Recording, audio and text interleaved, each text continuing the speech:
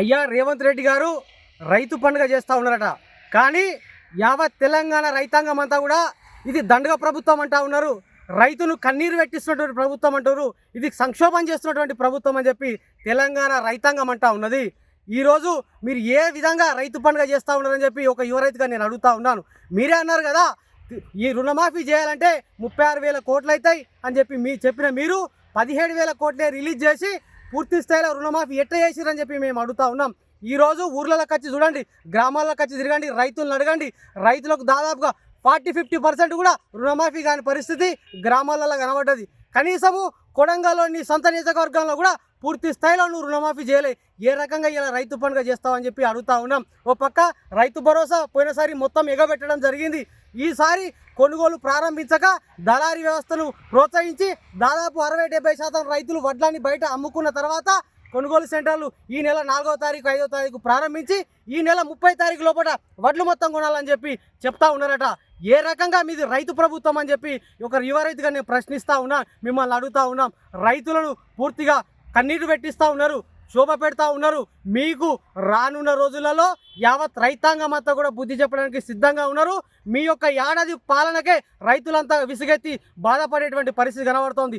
ఈ సందర్భంలో రైతు పండుగ అని చెప్పి పెట్టి మీ యొక్క కార్యకర్తలను పురమాయించి రైతులు లేకున్నా కానీ కార్యకర్తలు పెట్టి ఏదో పెద్ద కార్యక్రమాన్ని చేసి ఈ యొక్క టీవీలలో సోషల్ మీడియాలో నేను ఇది చేసిన అది చేసిన ప్రగల్భాలు పలుకోవడానికి మాత్రమే ఈ యొక్క రైతు పండుగను పెడతా ఉన్నారని చెప్పి ఒక యువ రైతుగా మేము చెప్తా ఉన్నాం.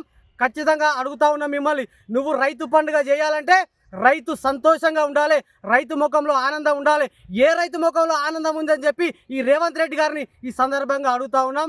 ఖచ్చితంగా రానున్న రోజులలో రైతాంగం అంతా కూడా ఏ ఎన్నిక వచ్చినా మీకు బుద్ధి చెప్పడానికి యావత్ తెలంగాణ రైతాంగం అంతా కూడా సిద్ధంగా ఉందని చెప్పి ఈ యొక్క ప్రభుత్వానికి ఈ యొక్క నాయకత్వానికి తెలియజేస్తా ఉన్నాం. కాంగ్రెస్ ప్రభుత్వము రేవంత్ సర్కారు పూర్తిగా రైతాంగాన్ని మోసం చేసినటువంటి సందర్భం ఏదైతే ఉందో దీన్ని రైతాంగం పూర్తి స్థాయిలో ఆత్మవిమర్శ చేసుకుంటా ఉన్నారు. ఎందుకంటే ఈరోజు అధికారంలో రాకంటే ముందు రైతాంగానికి రుణమాఫీ చేస్తాను, రైతాంగానికి 24 గంటలు కరెంట్ ఇస్తాను, అట్లాగే సన్నాలకే కాదు దొడ్డు వడ్లకు కూడా 500 బోనస్ ఇస్తాను.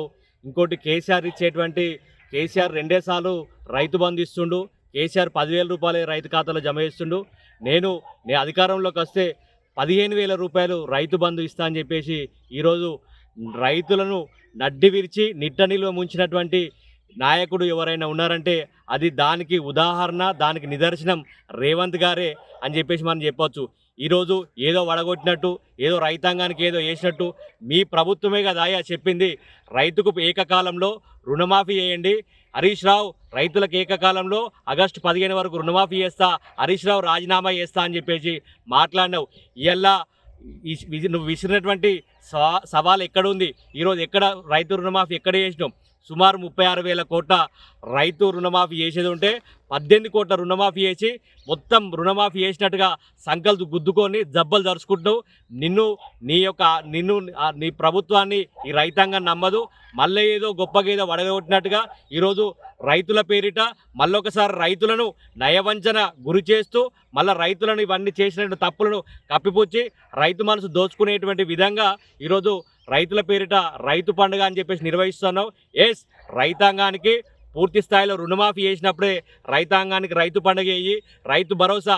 ఈరోజు ప్రతి రైతు కూడా ఎకరానికి 15,000 రూపాయలు బాకీ ఉండవు. సుమారు 2 సార్లు రైతు బంధు ఇవ్వకుండా రైతులను నిట్ట నిలువున మోసం చేసినటువంటి గనులను రేవంత్ రెడ్డి అని చెప్పేసి కూడా తెలియజేస్తా ఉన్నా. దాంతోపాటుగా ఈరోజు కేసీఆర్ గవర్నమెంట్లో రైతు పెట్టుబడి సాయం దున్నకాలకు రాకంటే ముందే రైతు బంధు ద్వారా రైతుకు అవకాశం కల్పించి రైతుకు పెట్టుబడి సాయం ఎకరానికి 10,000 అందించిండు. ఇవాళ దున్నకాలు అయిపోయినాయి, వరి నాట్లు అయిపోయినాయి, కోయడం అయిపోయింది, అమ్మడం అయిపోయింది. కానీ ఇప్పటి వరకు మళ్ళీ పునాస పంట మళ్ళీ పంటలు దున్నకాలకు రైతులు మొదలు పెడుతున్నారు. అయినా ఇప్పటి వరకు కూడా రైతు అకౌంట్లో ఎక్కడ కూడా రైతు భరోసా పడలేదు. దీన్ని పూర్తి స్థాయిలో రైతాంగం పక్షాన రైతు రుణమాఫీ అయ్యేంత వరకు, రైతు భరోసా అందరి ఖాతాల్లో పడేంత వరకు, రైతు పెట్టుబడి సాయం పడేంత వరకు కూడా రైతుల పక్షాన బీఆర్ఎస్ పార్టీ పోరాటం చేస్తుంది. బీఆర్ఎస్ పార్టీ పక్షాన కేసీఆర్ నాయకత్వంలో మాలాంటి ఎంతోమంది, ఎందుకంటే దేశానికి వెన్నెముకని రైతును కాబట్టి ఆ వెన్నెముకను ఇలా నిట్టనీళ్ళను మోసం చేసిన చరిత్ర నీది. ఈరోజు అధికారంలోకి వచ్చినాక దొడ్డుబడ్డ కాకుండా సన్నాలకు ఇస్తున్నావు.